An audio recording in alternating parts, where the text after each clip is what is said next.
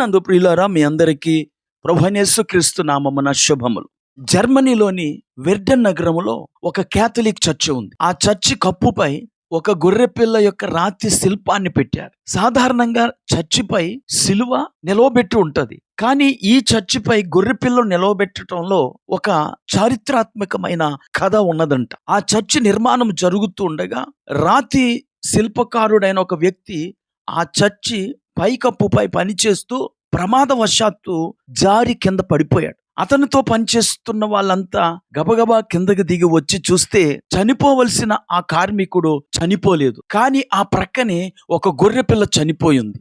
ఇంతకీ జరిగిన విషయం ఏమిటంటే, అతడు పడిపోయే సమయంలో క్రింద ఒక గొర్రెల మంద వెళ్తూ ఉందంట. అతడు సరాసరి పైనుండి ఒక గొర్రెపిల్ల మీద పడ్డాడు. అతని బరువుకు గొర్రెపిల్ల చచ్చిపోయింది, ఈ కార్మికుడు బతికిపోయాడు. అతడు ఆ విషయాన్ని మర్చిపోకుండా ఉండు నిమిత్తము ఆ గొర్రెపిల్ల శిల్పాన్ని చెక్కి ఆ చర్చిపై పెట్టాడు. ఈ మాటలు వింటున్న ప్రియ స్నేహితుడా, సోదరి, మనము గుర్తు పెట్టుకోవలసిన గొర్రెపిల్ల ఒకటి ఉన్నది. ఆశ్చర్యపోకండి, ఆ గొర్రెపిల్ల ఎవరో కాదు, మన ప్రభు అయిన యేసుక్రీస్తు. 2000 సంవత్సరాల క్రితం మన పాపమంతా ఆయన మీద మోపబడింది. తత్ఫలితంగా మనకు బదులుగా ఆయన చనిపోయాడు. ఆయనపై ఆ పాపము మోపబడకపోతే ఆ పాపమును బట్టి మనము చనిపోవాలి. యెషయా గ్రంథం 53వ అధ్యాయము 12వ వచనంలో ఆయనను గూర్చిన ప్రవచనము ఇలాగు మనకు తెలియచేస్తుంది. ఏలయనగా మరణము నొందునట్లు అతడు తన ప్రాణమును ధారపోసెను.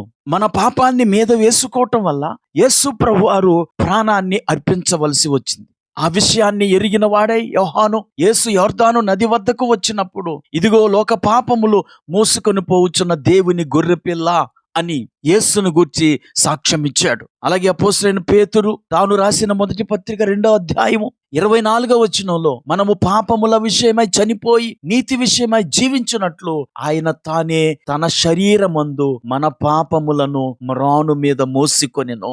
ప్రియులారా, ఆ శిల్పకారుడు తన కోసం చనిపోయిన గొర్రెపిల్లను గుర్తు పెట్టుకున్నాడు. ఈ రోజు మన కోసం చనిపోయిన యేసయ్యను మనం గుర్తు పెట్టుకుంటున్నామా?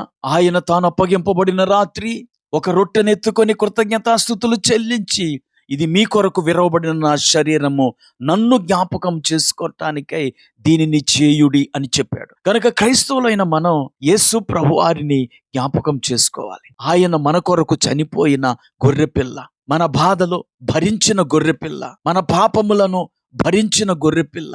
అంతేకాదు, ఆయన దానిని సహనంతో సహించాడు. బొచ్చు కత్తిరించు వాని ఎదుట గొర్రెపిల్ల ఎలాగూ మౌనముగా ఉండునో అలాగ ఆయన మన పాపములను మౌనముగా భరించాడు. గనుక మనం ఆయనను గుర్తు చేసుకోవాలి. ఆయనను జ్ఞాపకం చేసుకుంటూ ఉండగా ఆయన జ్ఞాపకాల వల్ల కలిగిన శక్తి మనకు ఆధ్యాత్మిక బలాన్ని ఇస్తుంది.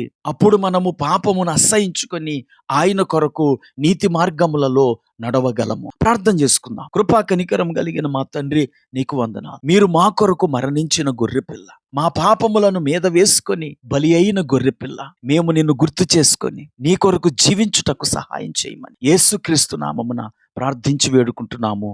ఆమేన్.